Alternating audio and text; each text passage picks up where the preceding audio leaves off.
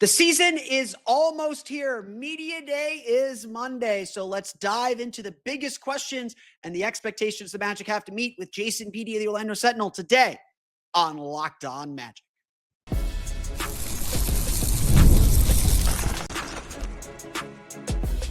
You are Locked On Magic, your daily Orlando Magic podcast, part of the Locked On Podcast Network, your team every day.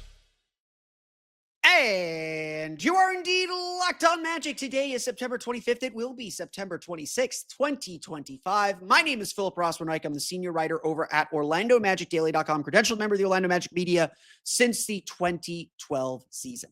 On today's episode of Locked On Magic, we're going to chat with Jason Beatty of the Orlando Sentinel, get the temperature check, how the Magic meet expectations, the big questions they face, and so much more coming up in the next 40 minutes or so, a little bit longer episode. So stick with us here as we dive into the Magic season. We'll talk with Jason Beatty, the Orlando Sentinel, here in just a moment. First, we want to thank you again for making Locked On Magic part of your day every day. No matter when you listen to us, whether it's first thing in the morning, whether it's right when we upload, we truly appreciate you making Locked On Magic part of your day every day. Make Locked On Magic even bigger part of your day by being one of our Orlando Magic dailies. That's right, 5-day-a-week listeners. Check us out. Get into the habit now. The season is right around the corner.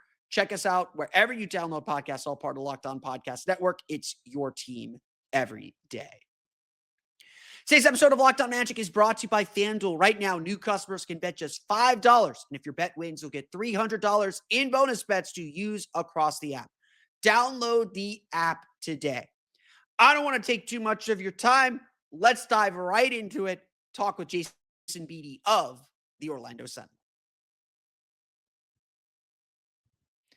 And I am joined now by our good friend, Jason Beatty of the Orlando Sentinel, getting ready to start another season on the beat. We'll be following the team pretty much everywhere. I don't know if either of us are going to Germany, but Germany or London, but we're, if you're looking for Orlando Magic information, this is the meeting of the minds. This is the place to go as we get ready for the season. So Jason, I'll start here. How's your summer been, man? We've talked a little bit over the course of the summer. How's it been? Yeah, I'll also add that I might be going to Europe. We'll see. Oh, there you go. Yeah, I nothing's been confirmed, nothing's been set, no flights have been booked yet, but I haven't been told no yet, so we're pushing for it. But get that passport updated. I actually did do that this summer. My passport expires next year, so I did that this summer. So we're gonna see what happens there. But I'm looking forward to whatever does happen this season. But no, my summer's been good. I think I told someone recently it felt like this is the most I've worked over a summer on this beat, just because it was nonstop. I mean, it slowed down, of course, in August. That's where I got to take some time off and see some family up in the DC area and spend some time and go to some of the theme parks in Orlando, just have some fun. But it was a lot of work. I mean, it was nonstop from the trades to the draft, free agency to the rebrand to everything in between. It was a good summer, and I don't know. I think this one went by faster than last summer for me, but I know other people have said it's dragged on. So I think it just depends on your perspective. It always feels like the offseason goes too quickly, but also takes forever. And like we had Eurobasket at the end of it. So Yeah. It feels like we're like in season mode already, but let's get to it, because this is one of the most anticipated seasons of Magic basketball. Like we thought last year was going to be super anticipated, and it was. And it feels like the Magic upped the ante on things. Obviously, we talked after the Desmond Bane trade. We talked to kind of after Summer League was the last time we had you on the pod. It's been 2 months since then. It's been 3 months since the trade. As we get ready for camp to start and get ready for things to start, how has the Desmond Bane trade kind of changed the perceptions and expectations for this team and what this team feels like it can accomplish? Yeah, it's really interesting. In preparation for the season, I've gone and done a lot of notes and seen how things have played out. And I think number one, the results of the Bane trade so far, what Memphis did, they already traded a pick or two, I think, and they also agreed to a buyout with Cole Anthony.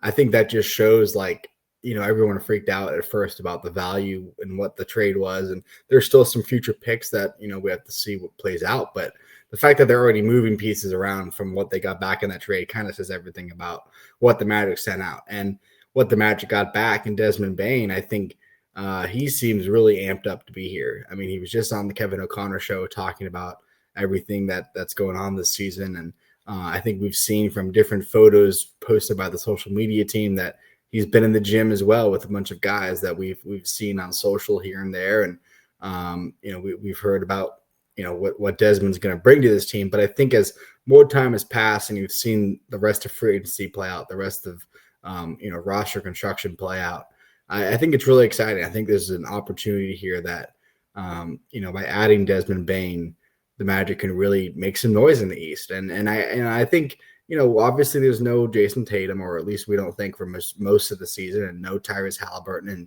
And, obviously the Knicks are still there, and Cleveland's still there, and Miami's interesting. And Atlanta obviously upgraded their roster quite a bit because of what Boston did. But I think, you never want to call it a weak East, right? But I do think there's definitely a more clearer pathway for the Magic to certainly, the regular season. At least I would be surprised, if they didn't finish top 4 in the East. I think that should, home court advantage should be their expectation. I think we'll hear a lot of that from the players because they know, obviously a couple of years ago, if they had home court, they might win that series against Cleveland.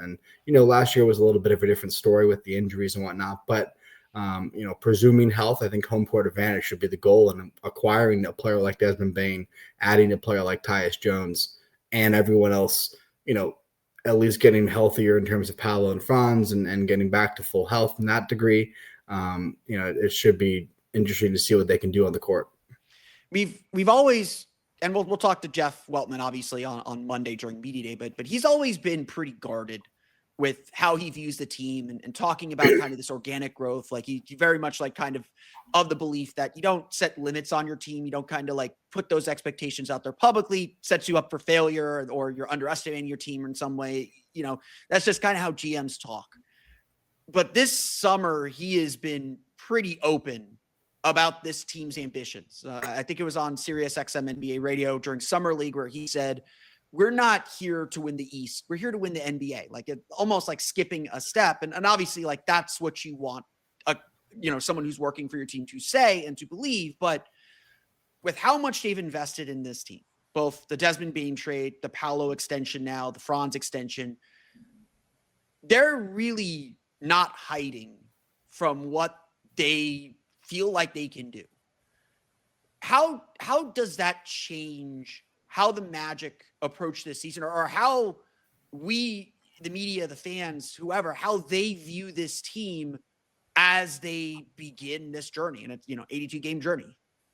Yeah, I think it puts a lot of pressure on Jamal Mosley. I think there's been some complaints among, the real serious fans of social media that, they'll watch everything, they read everything.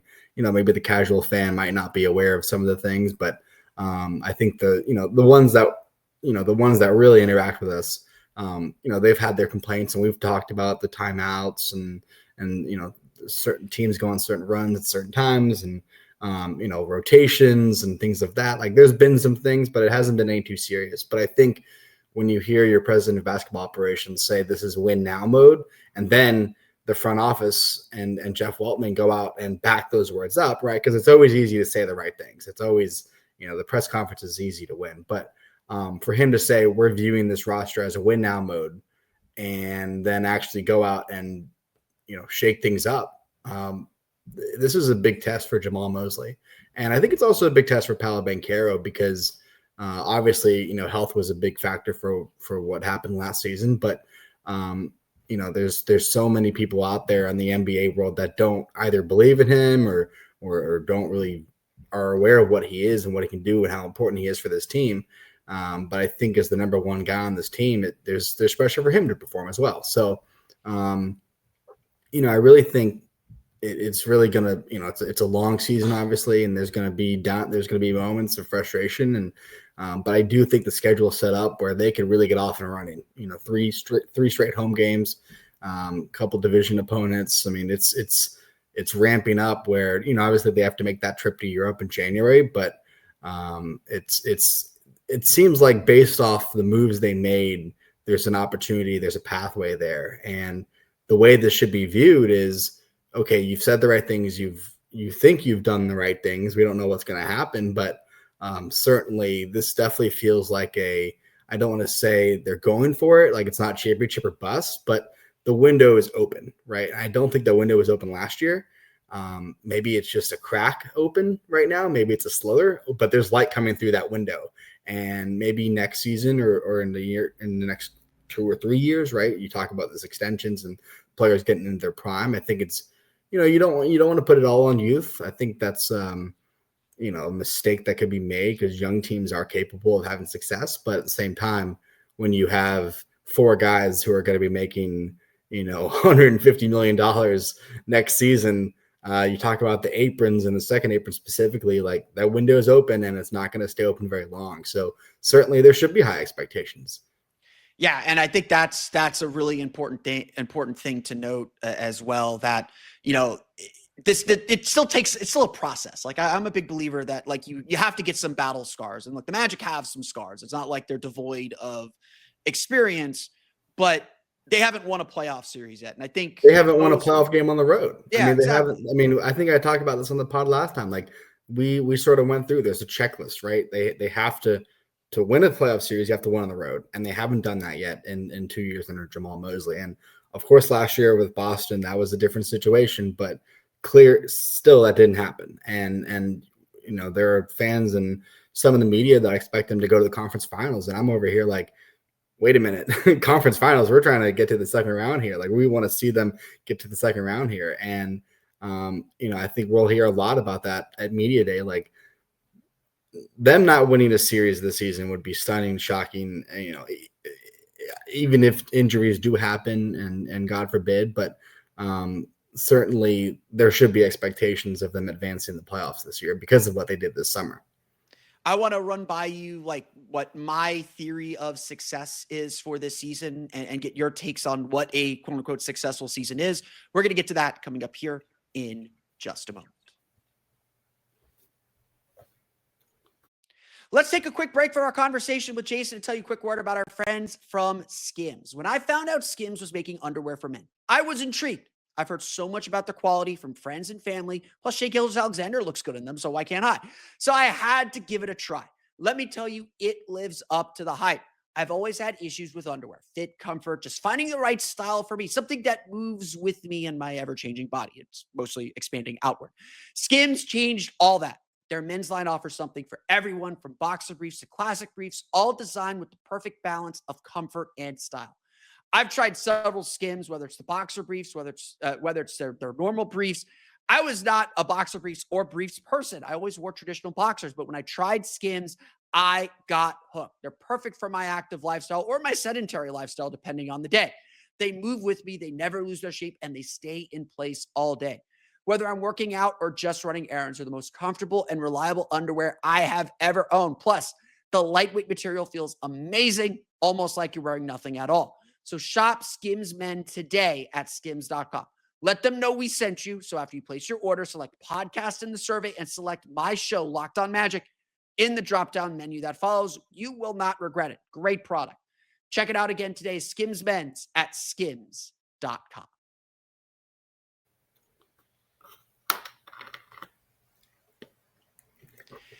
Joined once again by our friend Jason Beatty of the Orlando Sentinel. This is Philip Rossman-Reich, of course, the host of Locked On Magic. And before the break, we were talking about the expectations for this team. And, I've talked to plenty of fans who, like you said, believe this is for sure Eastern Conference Finals, like NBA championship level team. And again, like I'm a believer in process. Like you got to learn to win. You have to take some losses. You have to take some bumps in the road. My definition of success, I want to get your definition of what a successful season is. My definition of success for this season is that this team is clearly pointing in the direction of winning a championship or being a finals contender next season, 2027, certainly by 2028. I want to see the Magic obviously win, get home court advantage, win the division, like stuff they've done or wanted to accomplish last year, win a playoff series. But I think more importantly than just winning a playoff series, because, like, again, Detroit's a good team. Milwaukee's a decent team. Miami will be decent. Like, there are decent teams that you should beat in the first round. But when the Magic get to that second round, they can't lose in 5 or, like what I would call a soft 6. Like, they got to look competitive. Like, they can beat the Knicks, the Cavs, because Boston, Indiana are coming back next year. Like, maybe they need another gap year with their guys coming back from their injuries, but the door's open wider now than it's going to be. You need to prove that you are with those groups of teams. And the Magic the last 2 years, yes, they've made the playoffs, but I believe they had the worst record, or at least in 2024, I think only Chicago was worse. They had essentially the worst record among East postseason teams. So the 10 teams that make the postseason, against teams with records above 500.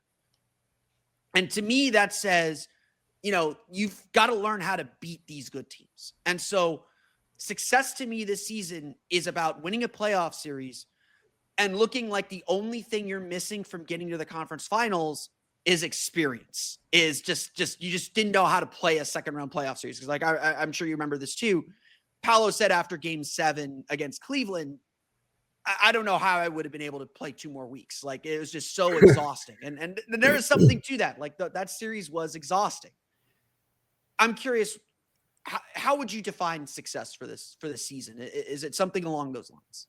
Yeah, I think it's a 2-part answer. I think the first part, maybe this is not what fans want to hear, but maybe success should be defined as, what they do in the regular season and what they do in the playoffs. And I think those are 2 different things, because as the Magic could be the 3 seed in the East and have, 50 plus wins or whatever the number is, and be the 3 seed or the 4 seed, and then face a team like Milwaukee in the first round, and a player like Giannis turns it on, right? That's a different, like you talked about, experience, championship pedigree. That would be tough. There is a non-zero chance that Boston is the 6 seed and Jason Tatum's back. Right. And that's a different team. Right. Or there is a non-zero chance, and laugh at me later about this, the Philadelphia 76ers are still really talented. Like, they got a lot of talent on that team. And if let's say Joel Embiid plays 40, 50 games, but in those 50 games, they play like the 2 seed and they just happen to be the 6 at the end of the year. Like, that's not a team you want to face. You don't want to face Right. Joel Embiid, a healthy Joel Embiid. Now, a healthy Joel Embiid is a rare sight, but like, that's possible. Like, that's not an impossibility that there's a team that's better than their record. Like the Magic were last year. Boston didn't want to see Orlando as the 7 seed. They were a flawed team, but they didn't want to see Orlando. And it was a rock fight, right? It was a rock fight. But you talk to Boston fans, they're like, that Orlando series completely wrecked us against New York. Like, that was not like, they were not the same team. Yeah. So I think to that point, the Magic could be a 3, could be the 4. They should have home court advantage. Like, I think if they don't have home court advantage, something bad has happened. Once you get to the playoffs, they should win a series. I mean, if they have home court advantage, they should win a series. There's no reason that they shouldn't. I think they've been battle tested. They understand what it takes to win the playoffs. They haven't done it. They haven't won a series yet, but they've seen up close how close they've gotten with Cleveland, and then versus Boston, putting teams to rest. Like, we were joking during the series, like if they had won game 5 and then there was a 6 and the 7, but in reality, Boston put them to rest. And that's what you want to see the Magic do. Like, whoever they face in that first round, you don't want to see that series go 7 games, right? You want to see that be done in 5, maybe 6 games, but really take care of business if you have home court, wrap it up in 5 games. Like, that's what I think the playoff equivalent of beating the bad teams in the regular season, the under 500 teams, is taking care of business and maybe 4 or 5 games, like not going lengths. Because if you're Paolo, your Franz, and your Desmond Bane and Jalen and those guys that haven't played, months after, not months, but weeks after the regular season and multiple series, getting off that court as quickly as possible in the first round will be extremely important towards having a glimmer of success in the second round, depending on who you depending on who you face. And I think for a team that hasn't experienced the second round, there are some guys, but a team that mostly hasn't experienced the second round, a coach that hasn't experienced the second round, it really depends at that point, I think, on the matchup. But I think a successful season would be, like you said, showing that, okay, you can take home court advantage, you can beat a team in the first round. And if you, depending on your matchup, if you win that second round, then you're in the conference finals. Like that would be obviously a huge success, I think, no matter what. But if you're, swept in the second round or losing 5 games in the second round, maybe there's some worry there. But if you're able to push it 6 or 7 games, you're happy at the end of the day. You know what it takes to get there. And I think that would be surprising if the 3 things are home court advantage, win a first round series, and making competitive in the second round. I think most fans would say this is a successful season because that window, like I said, it's just opening now. And I'm not saying you just take it for granted, but in terms of what we don't know yet is the health and the matchups and all that. But what we do know is those 3 things are what should be success for this team. What is the biggest question that you have for this team as we sit here at the beginning of this thing? Yeah, I think the biggest question for me is Jalen Suggs, and maybe we'll get more answers on media day where he's at, and maybe that changes some things. I kind of assumed he'd be ready for the start of the season. He didn't tear, it's not like he's coming off an ACL like Mo Wagner, and there's some natural expectation that Mo might not be ready. We don't really know where Mo is. Like he's been kind of we're all assuming it's not till December, but right. It could and be we'll get some more clarification on that situation as well, at media day. But when Jalen Suggs went on the 6-man show and they asked him, hey, how's the knee? And I was watching that live, and I wasn't expecting to do any work that night because I was just like, oh, cool, Jalen's on the podcast. This is kind of fun, kind of a warm up. And we know, you and I have been in the locker room where Jalen, and when you talk to him, he's long-winded, right? I don't know how many fans, because Jalen, he goes up to the podium, but not a whole lot, not as much as, Paolo or Franz, or he's kind of in the middle there where maybe sometimes he is up there. But I saw a lot of comments afterwards like, wow, Jalen spoke for a while. We know that, right? Yeah. I wasn't surprised to hear a long answer. But when you ask a question, how's your knee, and you talk for 3 or 4 minutes, that means something is wrong. And I think there's some, the thing he did eventually sort of address it right at the end. He said camp and the return will come in time. So that means, it's going to take some time to see where he's at. And now, of course, we saw the team post a photo of Jalen making some sort of move. They posted a photo, not a video, right? That's the key haven't seen much video. And that doesn't negate what he said. He knows it. He knows his body very well, and he knows the situation. So, in terms of what it looks like for Jalen Suggs, just because he's not going to be ready for camp doesn't mean he's not ready for the start of the season. That we don't know that yet. We're going to learn more as preseason progresses at media day and whatnot. And, maybe he just needs to get in 5-on-5, get in contact, and it'll go from there. Now, if it's a situation where he's going to miss 10 to 15 games, we don't know that yet. But if it is, that changes some things because you start talking about, okay, who starts in his spot? Is it Anthony Black? Or does Jamal Mosley go back to what he kind of did in the past, where when Anthony was a rookie, he wasn't the backup. He was the 3rd string point guard, and he started, instead of Cole Anthony because Cole was the backup. So is Jace Richardson suddenly in the rotation? And what do you do with Tyus Jones coming off the bench? And what does that look like? So, that I wouldn't expect Jalen to, it didn't sound like he's worried about missing a large amount of time, but it certainly didn't sound like he's going to be ready to go from the very jump, at least of training camp. And when you talk about Jalen and the way he plays, he made it really clear he's not changing how it is. And he also made it really clear in that interview with the 6-man show that they did this surgery, this procedure to make sure that on the other end of it, he can play the way he wants to play. But Jalen is still a really important player to this team. I'm not saying he's the reason why they might make home court advantage, but he certainly could be the reason why they don't make it, because that changes rotations, that changes minutes. And as we saw last year, when certain guys have to step up and the workload changes, that can lead to different things that, you don't want to have happen. But I think, Jalen Suggs is a huge question mark, and it's unfortunate that it is, because you obviously want to see him back on the court. You want to see him healthy, and he's a big piece. He's an all defensive guard, right? Like he's He's why you can have a Desmond Bane, a Tyus Jones, because of his defensive in that backcourt. And then another big question is really at center. Obviously Wendell Carter, from what we've seen, he seems to be in great shape. He seems to be, that was something we talked about with him at exit interviews and towards the end of the season. He was really looking forward to this offseason because he didn't have to have any surgeries or recover from any injuries, major injuries, that is. And we've seen photos and videos of him. He looks great.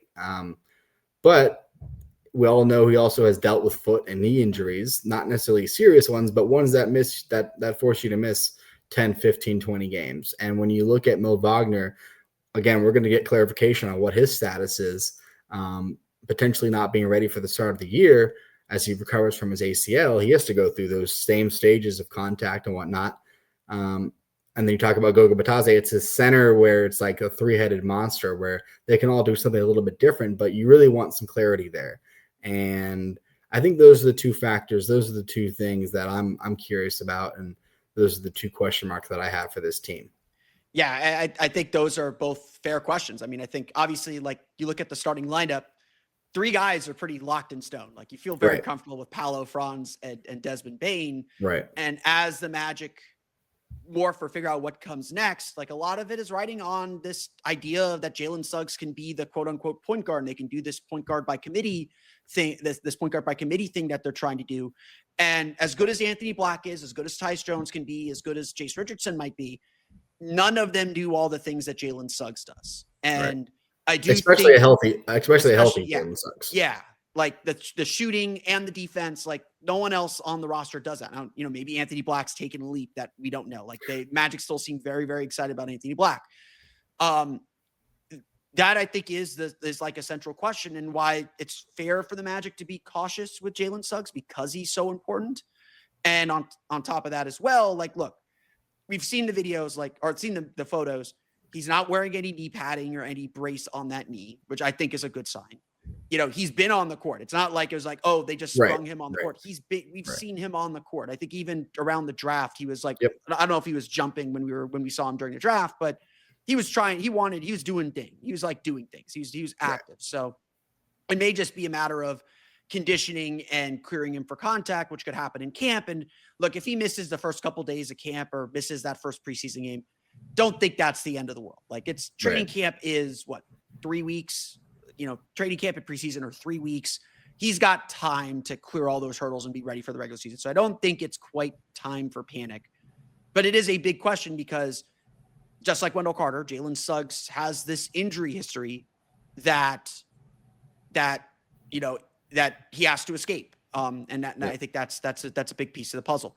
We'll talk about more questions for the Magic upcoming this season and who to watch. We'll get to that coming up here in just a moment. Let's take a quick break from our conversation to tell you a little bit about our friends over at FanDuel. The NFL season is here, and FanDuel is making sure you're ready for kickoff with a can't-miss offer. Right now, new customers can bet just $5, and if your bet wins, you'll get $300 in bonus bets to use across the app. Whether you're looking to bet on player props, building a same-game parlay, or even jumping into some live betting, FanDuel makes every game way more exciting. Whether you're watching your team or just keeping an eye on your fantasy lineup. They've got great NBA futures too. It's not just the NFL. They got NBA futures like the Magic at over under 50.5 wins. The odds for the Magic to win the play-in the NBA Cup, to win the NBA championship, the Eastern Conference Finals, all those things. Put your money down now. Put your money where your mouth is. If you're a Magic fan, it's good value anyway. They may not actually win it, but you get good odds in case they do. So, are you ready to play? Download the FanDuel app now by visiting FanDuel.com to get started. That's FanDuel.com to place your first $5 bet.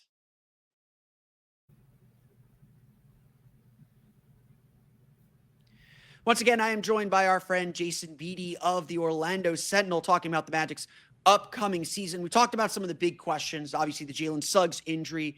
Wendell Carter at center, I think, is a huge question for much of the same reason that we've talked about Jalen. Like, Wendell Carter is the one guy that can kind of do all the things the Magic like, from the defensive versatility. He was say what you want about him during the regular season. I thought he showed up in the playoffs. I thought he had a really good series against Boston. I know Jaylen Brown caught him a few times on mid-range jumpers, and some of those switches, the numbers don't look great, but that was the key to the Magic being competitive in that series, was the fact they could switch 1 through 5 with Wendell Carter and not be concerned about any drop off on defense, because Boston wasn't going to give the ball to Kristaps Porzingis in the post against Corey Joseph for some reason. But Wendell Carter's got to improve his 3-point shot, and I think maybe it's just scarring because Kentavious Caldwell-Pope did not work out as well. My big question for the season, other than the two that you asked, my big question is, how transformative is Desmond Bane going to be for this offense? Like, how big of a deal is it that, on the Kevin O'Connor show, if you listen to that on the Yahoo Sports feed, he said, I am planning to shoot as the most threes I've shot in my career. Like, the Magic want him to chuck, for lack of a better way to phrase it. He's an excellent spot up shooter. He's an excellent pull up shooter. He hunts 3-pointers. And unlike Kentavious Caldwell-Pope, he's going to shoot at volume, at a volume that could really transform this offense. How do you see Desmond Bane fitting into this group? And how transformative can that be if, Bane's able to keep shooting at the rate that he shot for most of his career? Yeah, it's really interesting because I think, obviously, just because you take a lot of threes doesn't mean teams are going to focus on you. You have to make them, right? Yeah. And we've seen the numbers. I think there's you can find a variety of statistics since Desmond Bane's out of the league. It's like him, Steph Curry, and a couple other guys, 6 attempts a game, 40% from 3, 600 total threes, or whatever the numbers are. There's a lot of statistics that put him in rare air, right? Because when you think of the best 3-point shooters, you think of Steph Curry's of the world, and you don't necessarily think of Desmond Bane right from the jump. But when you start looking at the numbers, you go, wait a minute, this guy is, a really sharp shooter. And I think when you look at around them, the biggest issue that Paolo and Franz face is that they couldn't get to the paint, because it would be really easy to stop the Magic, right? You just have to pack the paint, and you wouldn't have to worry about a Gary Harris or Cole Anthony or Jonathan Isaac or even a Wendell Carter standing in the corner, because they're not going to make the threes most of the time. Now, I think when looking at the rest of the team, and you talk about J.I., you talk about Wendell, even Anthony Black, and their shooting percentages last year were really low. Even if those numbers rise a little bit, that would help a lot. I think we've talked about the numbers about how the Magic were really good even when they shot 33%, and the league average is 36%.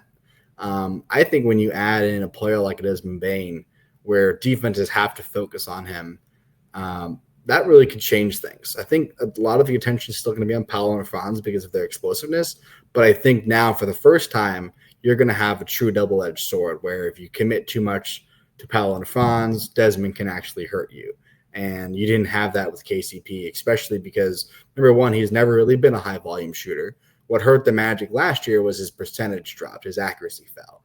And when you're only taking 4 or 5 threes at most, not 7, 8, or 9 a game, and you're only making 1 at most, that's not something you have to worry about a whole lot if you're a defense. And I think when you add a player like Desmond Bane, who's not only going to take a lot but make a lot, that really changes things.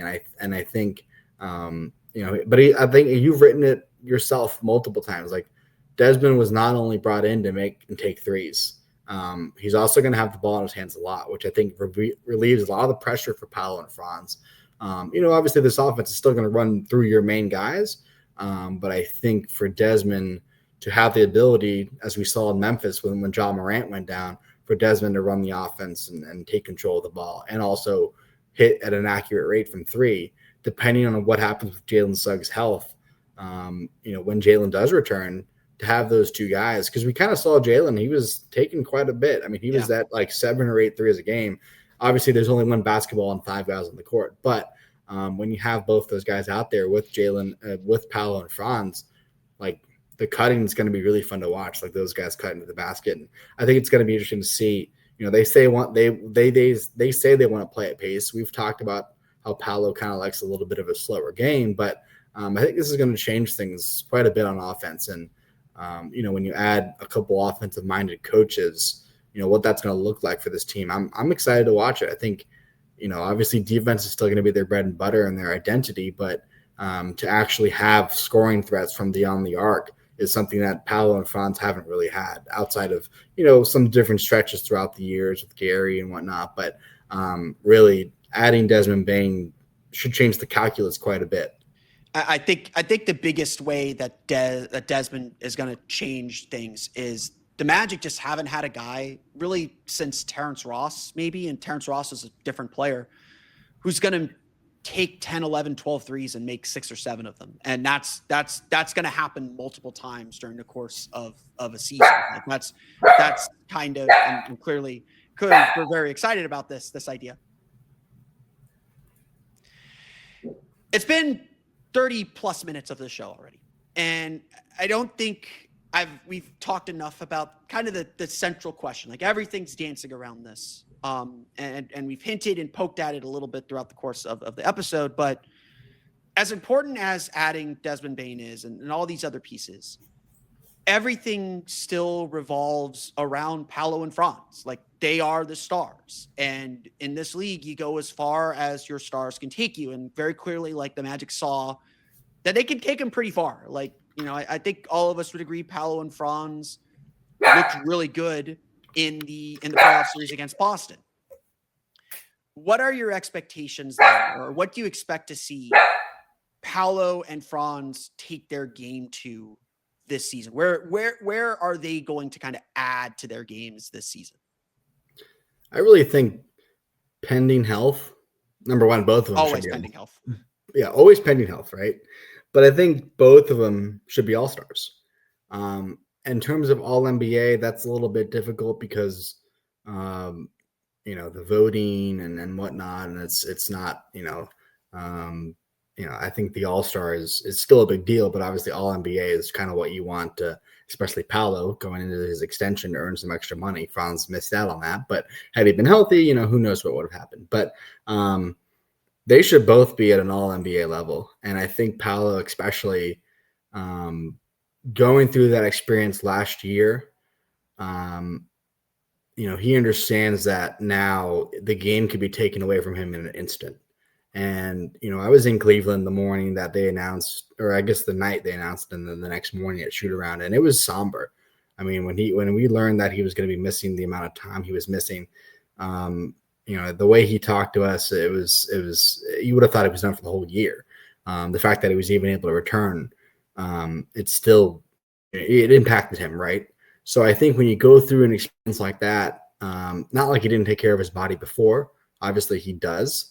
And that was more of a freak accident. And then, of course, Franz suffering the same injury was weird too. But I think it just changes your perspective of the game. And I think we've seen this offseason, obviously he took his time off, but he's been in the gym quite a bit. And when you talk about the level of focus required to win, we kind of saw it with Franz. And I was talking with Tristan Da Silva the other day about Eurobasket. And Tristan told me that, when guys see the way a Franz Wagner prepares for the game, the way in which they take it so seriously and their demeanor and the mental focus needed, that was something that this team, I thought, at times lacked this year, or this past season, I should say.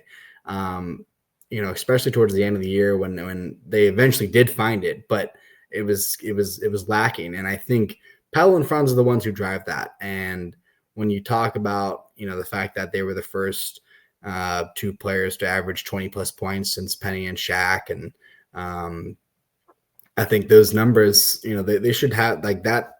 It's, success isn't linear, but they should continue to improve their numbers. And of course with Franz, it's the 3-point shooting and, what that looks like and his numbers and where the percentages come out, that really changes things for this team. If he can be a reliable 3-point shooter. And with Paolo, I think it's just continuing to really, the finer details of his game, right? And I think, he'll talk about this at media day, but improving and just continuing to streamline his improvement, as the number one guy, because, he's gone through different processes and he's gone through the losing and the playoffs and whatnot. But I think now that they have some experience, now that they've both have gone through serious injuries like this, like their mentality is going to be different this year than it has been in the past. And I'm excited to see what that looks like because, like you said, this is, obviously what they did to the roster changes things. But at the end of the day, this is on those two guys right there, and they know that. But it's going to be fun to watch for sure. Yeah, it's going to be a fascinating season for the Orlando Magic. There's obviously a lot on the line and a lot to be very, very excited about. And of course, we got to see it all play out on the court. You always got to let it play out. Jason, I want to thank you again for coming on the show and helping us preview this important Magic season. I will see you at Media Day on Monday. And of course, be sure to read Jason at the Orlando Sentinel, support local journalism as always. Jason, appreciate it as always, bud. Looking forward to Media Day and the season. Thank you.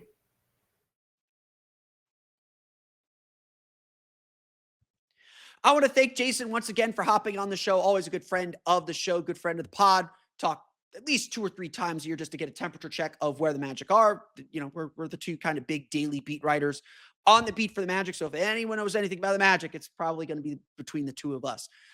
Thanks, Jason, again for topping on the show. Be sure to check out his work at the Orlando Sentinel, including that article he mentioned where he talked with Tristan da Silva about his Eurobasket run. Good to see Tristan kind of getting back with the group and getting back and ready for the start of the season. Of course, training camp starts Tuesday. Media Day is Monday. So we're here. This is the last episode before we start our big Media Day bonanza.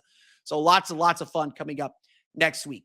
But that's going to do it for me today. I want to thank you all again for listening to today's episode of Locked On Magic. You can find me on Twitter at @PhilipRR_OMD and on Blue Sky at PhilipRR. You can subscribe to the podcast on Apple Podcasts, Stitcher, TuneIn, Himalaya, Google Play, Spotify, Odyssey, and all the fun places to download podcasts to your podcast-enabled listening device. You can find us on YouTube as well. Just search for Locked On Magic. For the latest on the Orlando Magic, be sure to check out OrlandoMagicDaily.com. Find us there on Twitter at @OMagicDaily. And for more Orlando Magic content, be sure to check out my newsletter, my daily newsletter now at patreon.com/Orlando Magic Cub. We'll be posting lots of updates there during training camp. So best place to go to get yourself ready for the upcoming season. Now that you're done listening to Locked On Magic, be sure to check out the Locked On NBA Top 100, whose list is so much better than those other Top 100 lists out there. Voted on by the NBA hosts of the Locked On Podcast Network. Our Top 100 was formed by experts that cover these teams and players every day. Find the full list on Locked On Sports Today on YouTube or wherever you get your podcasts. You can check out my reaction to the list and my comparison to other lists that are out there on yesterday's episode of Locked On Magic, as well as 2 weeks ago, I spoke with Kuka Heel of Locked On Pistons about the Cade Paolo debate, as well as broke down what the list means for the Magic and where they sit. That was 2 weeks ago, Wednesday, and 2 weeks ago, Tuesday, respectively, for those episodes. But that's going to do it for me today. I want to thank you all again for listening to today's episode of Locked On Magic. We'll be back Monday to get you ready for Media Day and all the big questions the Magic will face. We'll talk about that on our next episode of Locked On Magic. But until then, for Orlando Magic Daily and Locked On Magic, this has been Philip Rossman. We'll see you all again next time for another episode of Locked On Magic.